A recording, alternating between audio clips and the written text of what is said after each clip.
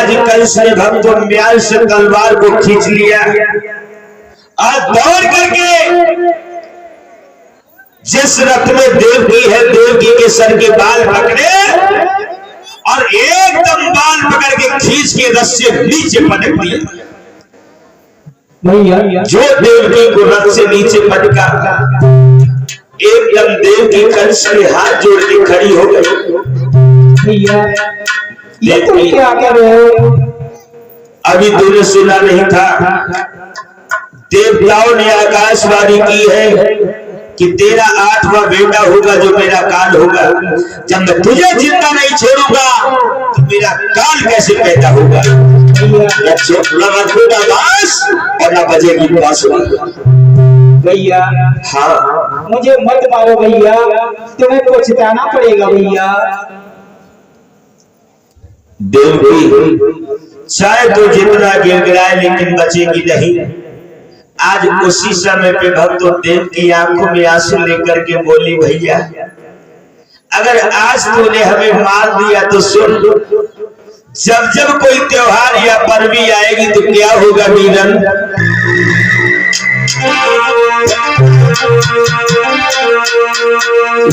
देवकी कहती है मैया के पीर पीरन समय समय सुनिया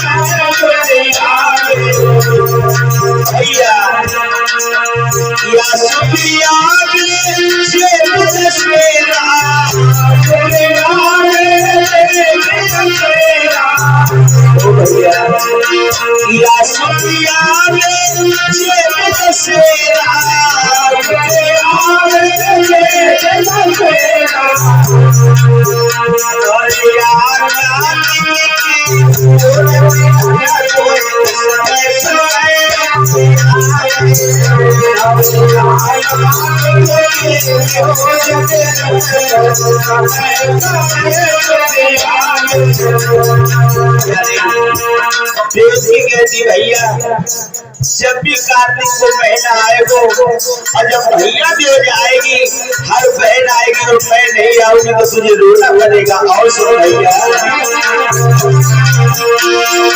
या सुपिया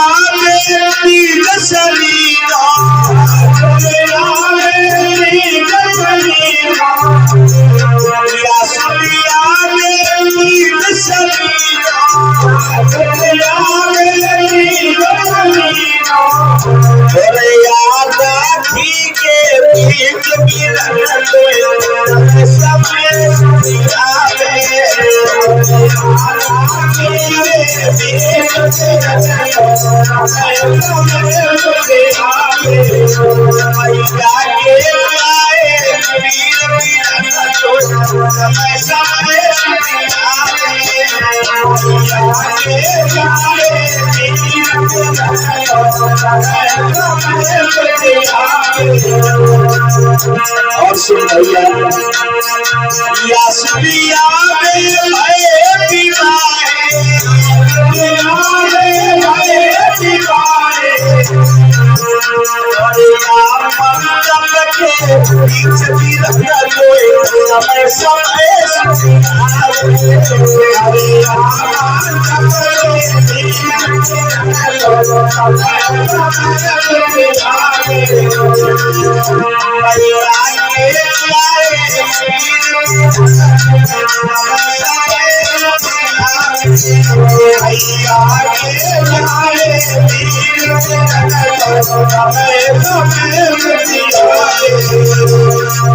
आज भगवत देव जी नाना भांति भोजराज कंस को समझा रही है, लेकिन कंस के प्यारे कोई असर नहीं पड़ रहा है। भोजराज कंस कहता देवकी मैं तुझे जीवित नहीं छोड़ूंगा, क्योंकि मैं नहीं चाहता हूं कि मेरा काल दुनिया में आए और मैं मरूं। श्री सुखदेव जी समझाते हैं राजन परीक्षित को, देवकी नाना भांति गौड़ किंदर करती हुई कहती भैया नहीं मारो, नहीं मारो। उसी समय भक्तों जो तलवार लेकर के मारना चाहा, एकदम वसुदेव ने पीछे से गलाई पकड़ दी। वसुदेव तुमको देवकी से डर है या देवकी की संतानों से डर है? वसुदेव हाँ, वैसे बात तो तुमने बहुत सुंदर कही है। डर तो मुझे देवकी के बालकों से है। तो राजन मैं शपथ उठा करके कह रहा हूँ, देवकी के द्वारा जो जो संतानें होंगी बारी बारी से ला करके तुमको देता रहूंगा। वाह जी वाह, ऐसा कौन माँ बाप होगा जो अपने हाथों से अपनी संतान को मरवा देगा? वसुदेव हाँ, मेरे पास राजनीति का पहाड़ा नहीं पड़ा हो। नहीं राजन, ये हमारी और देवकी के बीच की बात है, तुम बीच में नहीं आओ। राजन हाँ, देवकी मेरी प्राण की प्यारी मेरी पत्नी है, तो तुम इसे नहीं मार सकते हो।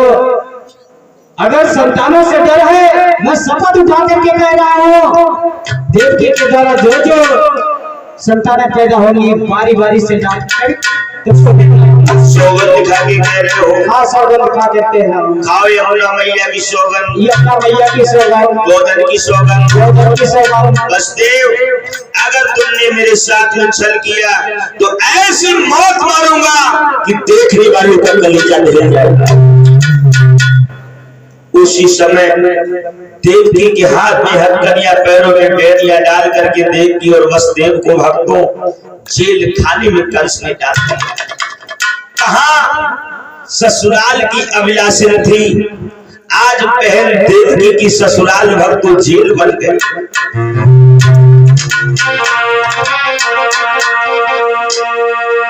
देवकी जेल खाने में सिसकियां ले लेकर के रो रही है।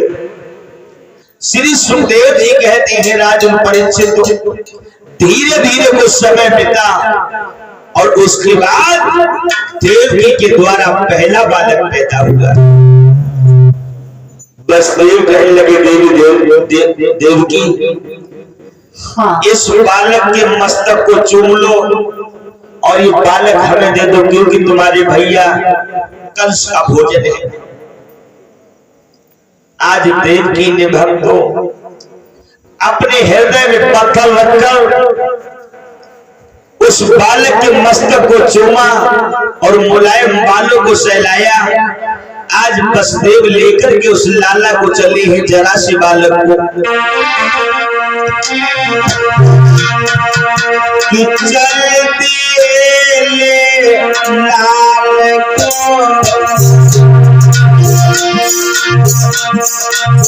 कंस भी जाने लगे, चलती ले लाल को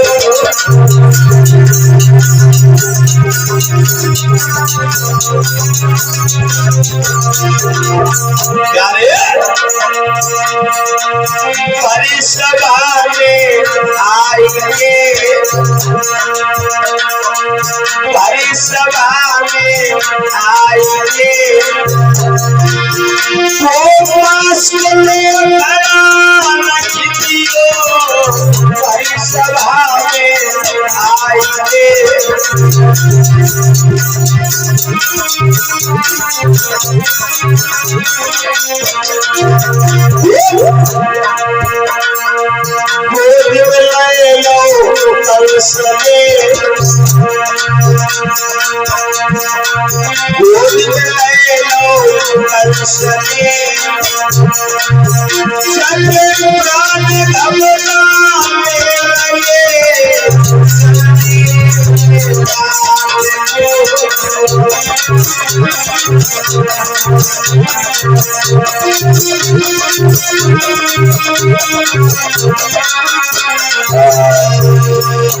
प्यारे भक्तों, उस नवजात शिशु को जरा से मांस के लोथड़े को ले जाकर के कंस को सौंप दिया।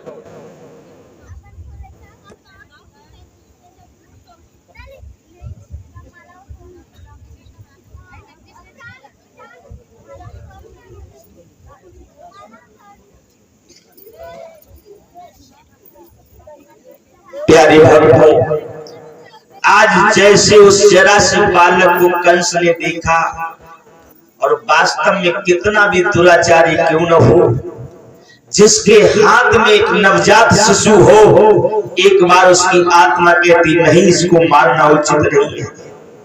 भोजराज कंस कहता वसुदेव, इस बालक को ले जाओ, इस बालक को ले जाओ, और सुनो, देवी के द्वारा जब 8वां बालक पैदा हो, उस बालक को ला करके हमें दे। ठीक है राजन, धन्य है तुम्हारी दया। आज उस बालक को वापस कर दिया भक्तों, और जो देवकी ने देखा, प्यारे भक्तों, जैसे ही उस बालक को देवकी ने देखा तो बड़ी प्रसन्न हुई। मेरे भैया ने मेरे लाला को नहीं मारो है। श्री सुखदेव जी समझाने लगे, भगवान ब्रह्मा ने देखा कि ऐसे तो बहुत विलंब हो जाएगा, क्योंकि अगर कंस पाप नहीं करेगा तो इसके पाप का घड़ा नहीं भरेगा, ये जल्दी मरेगा नहीं। फिर नारद से कहा कि जाओ, भोजराज कंस को ऐसी माया जाल में उलझाओ कि वो सब कुछ भूल करके पाप करने लगे। और प्यारे भक्तों, मानव करता वही है जो मेरे ठाकुर करवाते हैं। देव ऋषि नारद चले हैं बीड़ा बजाते हुए, आइए सभी लोग तालियों के साथ में बोलते हैं कि श्रीमन नारायण नारायण हरि हरि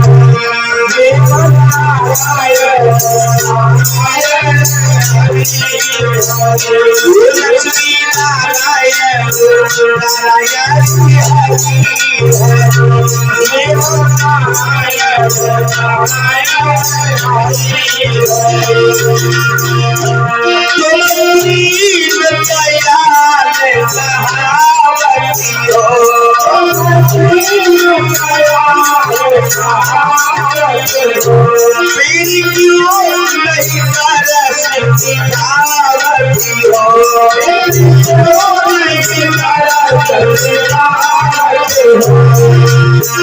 श्रीमन नारायण नारायण हरि हरि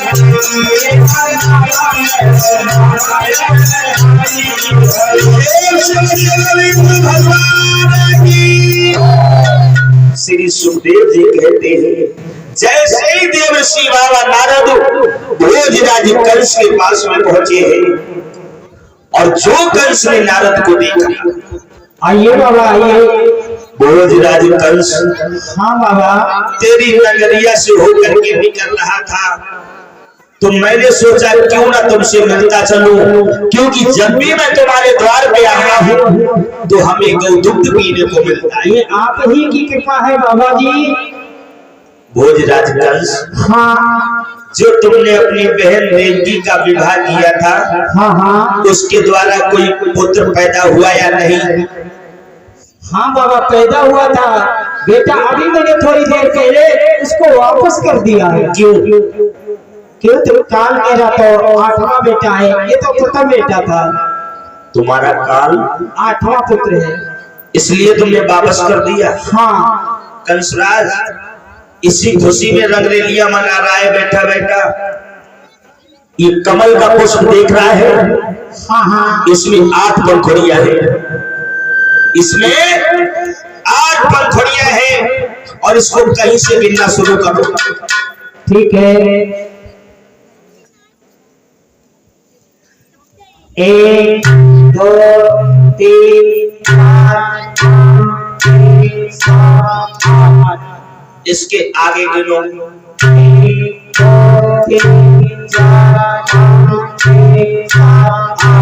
बात बदल गई। हाँ। और इसके आगे के लोग 1 2 3 4 5 6 7 किससे बदल गई बाबा? फिर बदल गई। हाँ। भोजराज कंस जिस प्रकार इस अश्वदल कमल की पहली पंखुड़ी 8वीं और 8वीं पहली हो सकती है, उसी प्रकार तेरा काल किसी न किसी समय पे आ सकता। तुम्हें अच्छा नहीं बाबा जी, मैं अभी जा रहा हूँ इस बेटे को जीवित नहीं छोड़ूंगा। प्यारे भक्तों, देव ऋषि बाबा नारद ने काम किया और नारायण नारायण करते हुए आगे बढ़ जाते। भोजराज कंस दौड़ करके जेल खाने में पहुंचा। देवकी अपने लाला को छाती से लगाए के स्तनपान करा रही थी। एकदम कहा कि देवकी इस बालक को हमें दे दो। देवकी बोली भैया अभी तो तुमने वापस कर दिया था मेरे लाला को। भोजराज कंस कहने लगा देवकी इस बालक को मैं जिंदा नहीं छोड़ूंगा। सोई भैया देवकी आंखों में आंसू लेके बोली भैया मेरे लाला को नहीं मारो। और कहा बोली है कि मेरे लाल को मेरे भैया न मारो। भैया मेरे लाल को मेरे भैया न मारो। बड़ा हो तुम से मांगा रहेगा। मेरे लाल को मेरे भैया न मारो।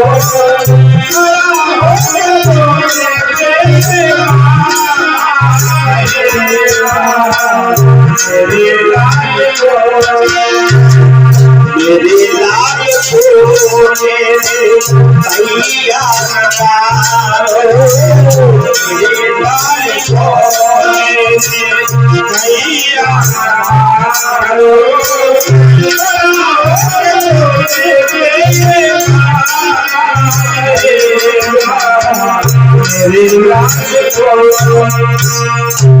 लेकिन भक्तों जब भोजराज कंस ने एक बात नहीं सुनी, एकदम झपट करके उस बालक को देवकी से छीन लिया और पैर पकड़ के ऊपर ले जाके